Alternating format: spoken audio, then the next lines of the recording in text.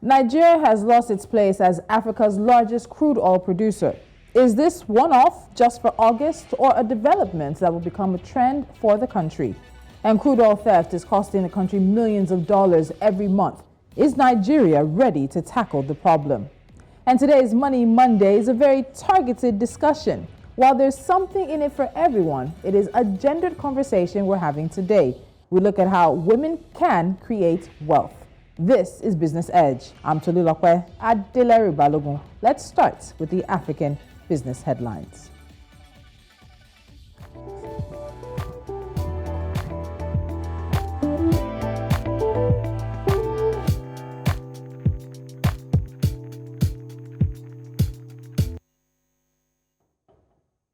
Uganda's finance ministry said there is certainly a possibility that the country will be among the 17 African nations to be forgiven of interest-free debt loans from China. In August, the country's Foreign Affairs Minister Wang Yi said that Beijing would waive 23 interest-free loans for 17 African countries that had matured by the end of 2021. South Africa's National Treasury has warned that the country cannot afford to extend welfare grants to the poor, citing an overstretched budget and spending pressures. These include additional funding requests from state-owned firms totaling 12.8 billion rand. A temporary 350 rand monthly stipend was introduced in 2020 to help shield the poor from the fallout of the coronavirus pandemic. The Department of Social Development and civil rights groups have been pushing for the payments to be made permanent. Egypt's Minister of Environment, Yasmin Faoud, says that African countries need funding estimated at about between $20 to $50 billion annually in order to be able to work on the 1.5 degrees Celsius scenario. The minister stated that the upcoming COP27 provides a very good opportunity to fulfill the needs of Africa, both through the Egyptian presidency of the conference as well as a set of measures that have been planned at the level of the continent. The East African Community Secretariat says it is working on coordinating and extending social security coverage to migrant workers while they are exercising their right to free movement and living within the region. Despite the Common Market Protocol, national laws continue to affect persons who seek employment in neighboring countries. According to the EAC head of Labor and Immigration, Stephen Inyozima, Social security legislation in partner states needs to be progressively amended to provide for cross-border portability of benefits to guarantee decent work. And those are a few headlines we have for you. After the break, we are in Nigeria in West Africa, where the continent's largest crude oil producer is no longer just that. Overtaken in August by Angola, is this the beginning of a new trend? We'll get into that after this.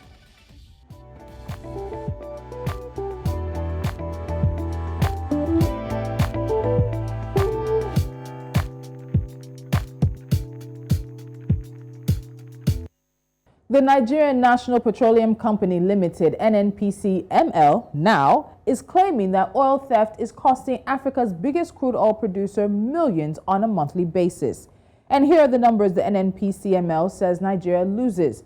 The country loses 470,000 barrels of crude oil per day, estimated at $700 million per month. Now, Bala Wunti, the Group General Manager of the National Petroleum Investment Management Services, said that the pipelines, particularly those around Bonny Terminal, cannot function due to the activities of criminals. And Nigeria is feeling the impact.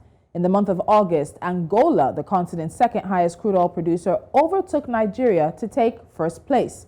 Angola pumped 1.17 million barrels of crude daily in August, more than Nigeria's 1.13 million barrels per day output for the same month. This is the first time Nigeria has dropped from the number one spot in 5 years.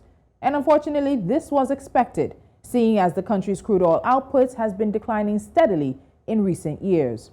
Joining me from the actual physical heart of the issue is Dr. Austin Ukwu. He's a petroleum engineer based in Rivers State. Dr. Ukwu, welcome to Business Edge. Thank you so much for joining me. Thank you. So I think I'll have to start with this question. Many people were not at all surprised that Nigeria has now been overtaken by Angola in crude oil production per day. So were you at all surprised? What would you say were the things that really have been pointing to this kind of situation coming in the past several years? I'm in no way surprised by the event. What I'm really surprised is the overtalk of crude oil thefts and nothing done over years. Since I've been alive, I've been hearing about crude oil theft over time. And it surprised me that government will always come and complain, crude oil theft. Did they expect me to be the one to control crude oil theft? Obviously no. So they know the problem, they have the solution. I expect a government to be able to solve their problem in a very simple way. And this is a very simple matter to solve. Other countries produce oil.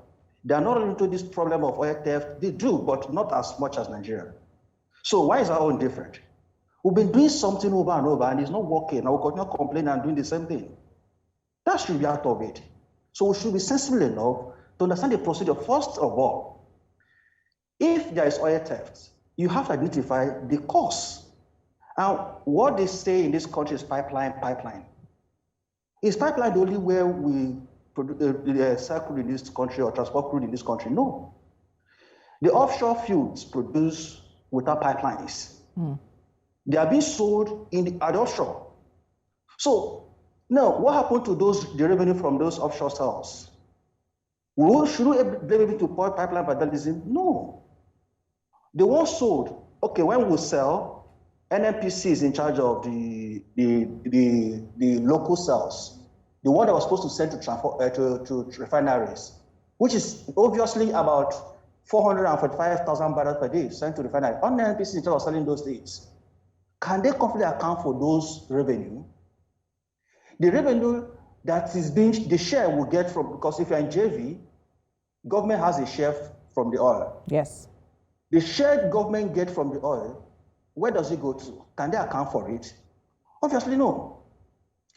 Now, even if we're in sole risk or PSC, as the case might be, we'll get tax, the tax oil. Where do they go to? Can FRS comfortably account for this revenue that comes from the tax listing? NDC levy, gas flare penalty, signature bonuses, custodian rents. Where do this money actually go to? When we come and focus on pipeline, it's just a single part. What the point I'm making is that the solution is the problem is as large as they're presenting it. And I don't want somebody to begin to hold on one issue and then when he has a solution to, then blame everybody. Now, the security of pipelines, let's say we want to talk about security of pipelines. Who do this to secure pipelines? Who can effectively secure pipelines? Doctor, is it what they do? Okay, so we're going to get to the security of pipelines because I want to add some context to that. But before we get into that, let me ask you this. This is the first time that Angola, or rather that Nigeria, has lost the #1 spot in about 5 years. It's just this month so far. But do you expect this will become a trend for maybe the months into the end of 2022? Or it's a one-off? By the time September numbers are coming out, Nigeria could have resumed its #1 position. Just very briefly so we get into those other questions. It depends. It depends. But I don't see things changing in the nearest future. Okay. So I expect Angola to still keep up because things will continue to go by the way they're going. All right, so let's get to that security that also comes into the data aspect of this. So data from the Organization of the Petroleum Exporting Countries shows that Nigeria's August production numbers were the lowest daily average output since at least 1997. But what I found interesting was that the figures also show that the output never fell below 1.4 million barrels per day, even when Nigeria was in the midst of what was considered this crippling militant attacks in the Niger Delta. And that was between 2009 to 2010 and again in 2016. So if we had these crippling attacks at that point in time and our output never really fell below 1.4, why is this time now so different? When those attacks seemingly have died down, there's a bit of agitation, but not as much physical attacks on infrastructure and pipelines that we saw in that time. So what's different now, Dr. Ukwu? As much as I don't recommend the stealing from pipeline is a bad thing, but it's not the major problem, to be sincere with you. Stealing on pipelines should be meager to what is happening at the coastal transfer point, the coastal transfer point, I mean the terminals, export terminals. You know, if people steal from pipelines, I believe that is wrong. But at the export terminals, that is where people actually load the crude and go away and nothing happens. Why do I say so? You see, the way we calculate, the way we measure our crude oil calculation is what we call back allocation. So they measure what comes at the export terminal and then use that value to calculate back to what is being produced at the wellhead. It's a bit confusing way of doing things. So why can't we get measurement from the wellhead? And then, because at the wellhead, you know the amount of the gas that is produced, what we call GOR, gas producing GOR, water producing water oil ratio. You can simply calculate how much crude that will get to the terminal if you do that. Because I know, you should be able to know, if you remove this gas, remove this water, this is the amount of crude that will get to the terminal. Rather, we'll go to terminal and then use physical meter, which the non-decommission, formerly the DPR, has provided. Then when the measurement is taken, we'll now calculate back. So the point I'm saying making is that the pipeline is not really the issue. And that's why I made mention that we have offshore production, which is many production in Nigeria taking place in offshore. Majority of our production is taking place at offshore. So those ones do not have pipelines. So how do they now influence our production to reduce to the point that we come down below 1.4 million barrels? It's absurd. It doesn't make sense. So that means that something is happening somewhere that is different, not just the pipeline. That should tell you, because if pipeline having a problem, and before now when we have pipeline attack much, we had over 1.4 million barrels. Now that the pipeline vandalism has reduced and we have below, that means that the stealing is happening somewhere else that the government has to really trace and track that point. There was a time last year or so, they were talking about recovery of shortfalls. So we are talking about recovery shortfalls and people who steal crude, then the thing is getting worse. I don't know whether we are being sincere with ourselves or something else. So government should be able to check what is happening, because I can't find out the condition that you said pipeline is a major problem. Pipeline vandalism has reduced, then production has reduced entirely. So it doesn't make sense to anybody who is thinking. It doesn't make sense. Something is happening somewhere. And I suspect from the coastal transfer point, that is where the problem is happening. So let's look at the numbers involved. So we're hearing from a Shell executive who has described this industrial scale oil theft as an existential threat to what is typically Africa's largest oil exporter. We've also heard from President Muhammadu Buhari, who has said the problem is affecting state finances enormously. And Balawunti put the figure at $700 million monthly. But we know that Nigeria and other African countries have a problem with numbers and data. So when you look at this, you've talked about the formula used to arrive at how much is there. You've talked about where the crude oil is, of course, accounted for, not at the wellhead, but at the transport terminals. So when you think about what happens there, do you really think the loss is in 470,000 barrels up to $700 million monthly in terms of what Nigeria is losing to crude oil theft? I even think it's more. I even think it's more. Because, you know, I can't question someone's knowledge. I don't know how he gets his number. I don't understand. But I think he's more. We are losing far more than what they are telling us. Sincerely. No, let me get back to one thing I want to point out again. Nigeria cannot grow, Nigeria cannot develop without having a control of our oil and gas industry. It's not possible, because we've destroyed every other industry in this country. But you know why it's difficult to destroy the oil and gas industry? It's a natural gift of God. That's why it's difficult to destroy. So, because it's a natural gift of God, and God willing, there is an established way of exploiting and exploring this natural gift. So, it's hard to destroy it. Because we destroy every other industry in this country. The only savior we have is for us to have a handle on the oil and gas industry, make a good use of it, and use it to grow other industry. That's the only solution we have to this country. And as for people throwing around numbers, how much they lost and how much did not lose, if you say we've lost 447,000 barrels a day, no. Is this only on pipeline? Is it on from which point of location. Is it at the wellhead? Is it pipeline? Is it at the coastal transfer points? Because there are different areas. It starts from the wellhead to the flow stations, which pass through the lines to the coastal transfer point. Where have we lost this point? They should be able to give us a little bit of details of what is happening. And then, as I said again, if you are losing this much only from pipeline, how much have we lost from other places we've gotten again? As I said before, the share of Nigerian crude from the JV arrangement, a tax we pay, the revenue, the NDDC levy, gas flare levies, all the levies we pay. Who can account for this thing completely without having to tell story that this thing happened, that one happened? If there was a report I read by New Ribadu one time when they did a report on the same thing about stealing and other things. I read something there when they were complaining about the way we compute royalty on gas. That is not clear. And as a lawyer too, I try to see the law from a very practical point of view. And I can tell you with all energy that the law has been very clear on how to calculate gas royalty. 5% for gas that's onshore and then 7.5%. It's been clear over time. It has never changed. So why will a report sanctioned by a government body begin to get confused on how to calculate royalty? The law is there. Simply apply the law, make the calculation. And let me say something again as a problem in this country. The law for those I disagree with, or my enemies. Then for those I agree with, or my friends, anything can go. That's the problem we have in this country. You have a process, established process to go do something, like to sell crude, how to go about selling crude. That's established process. The law has cleared who is responsible for each process.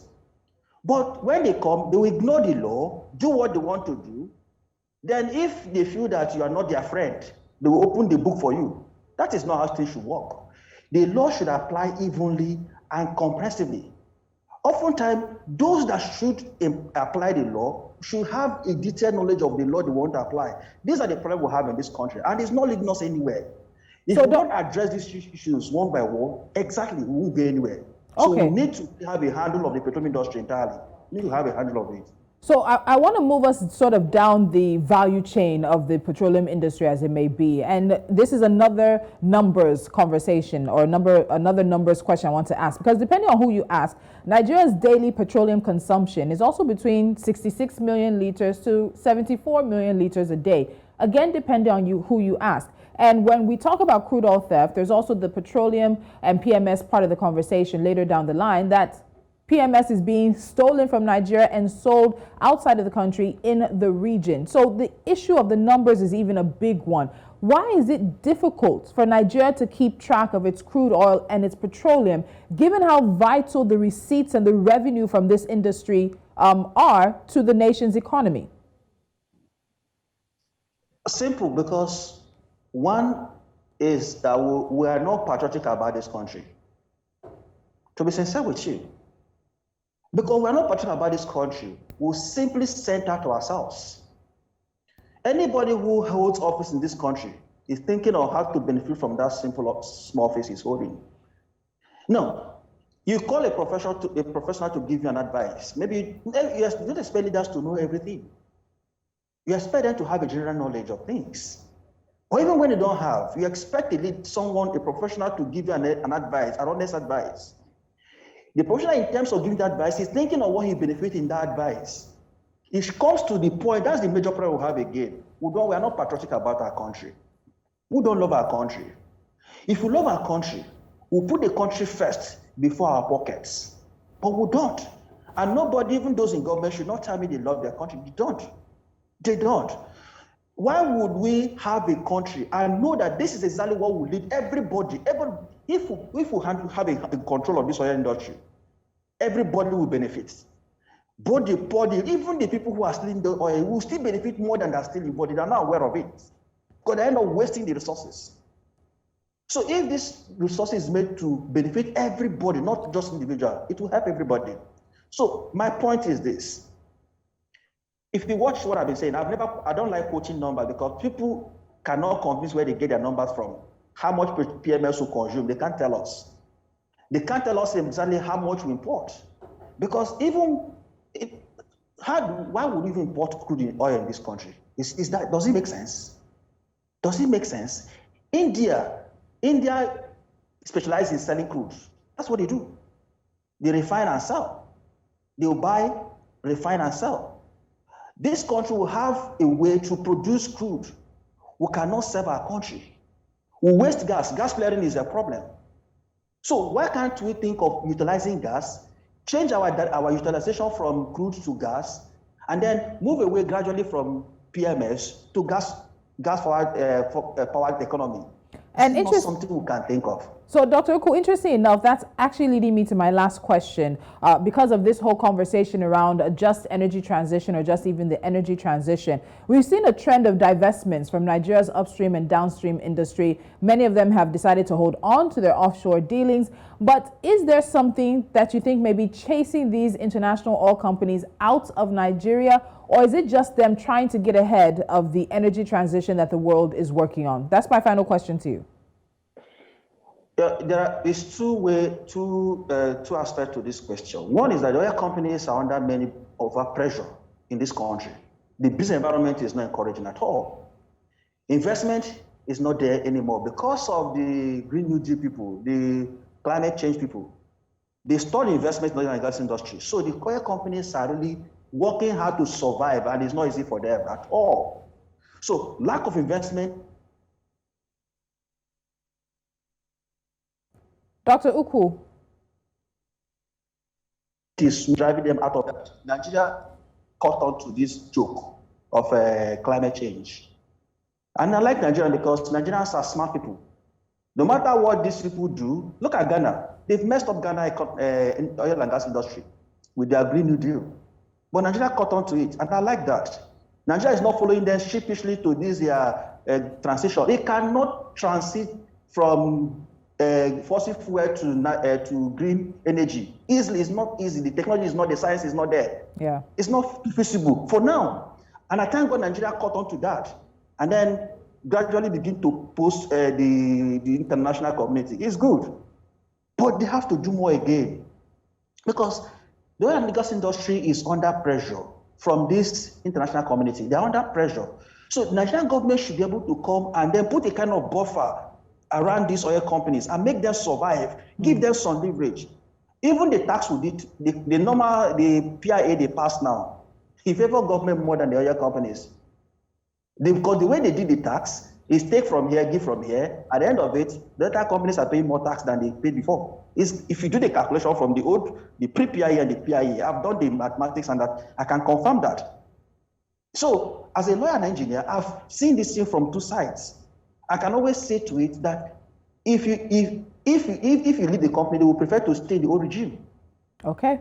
Do you understand? So the oil industry is under pressure. So government should be able to give them some leverage, some buffer. They don't have investment because of the international community who is pursuing them from Green New Deal. They have problems here and there. So what's government doing to help the company? Government should be able to bring a proper meet up with the companies to get the way forward. If not, the companies will go entirely because they are no more happy with the business, no investment, nothing. They're no more happy. So on the side of government, what is our problem? What is government doing to help the companies? So that's why the thing is a two-way thing. It's not the company living alone. Now, can we, and I said before, it cannot transit entirely from fossil fuel to green energy. We should be able to focus on gas. If we can move clearly to gas, which government, a decade of gas, they move from a decade of gas to a year of gas. We seem to be confused. Can't we have a plan and stick to that plan and make it work? It's easy. It's not shameful that we import LPG in this country where we flare gas. Some companies pay up to $7 million a year for flaring gas, more than. And they're willing to pay. And we're willing to pay to flare gas. Dr. Ukwu, so I have to. Can't we have a procedure to gather this gas, transport and process this gas for domestic use? All right. It's a difficult thing to do. It feels like we're leaving this conversation with more questions than answers, but time is not on our side. Dr. Austin Ukwu, let me say a very big thank you for you to join me today. I appreciate your time today as we looked at some of the issues in Nigeria's oil and gas industry. Thank you. All right, thank you. And you can see there's not enough time, but there's a lot of conversation to be had. $700 million monthly. That is what's coming from government, industry, individuals who are saying that that's the amount Nigeria loses every month, with 470,000 barrels of crude oil somehow disappearing as well. The conversation has been a hot one in Nigeria throughout the weekend, with many pointing fingers at those in the industry and those in authority, because crude doesn't just disappear. You're watching Business Edge. When we come back, we'll get into international business headlines.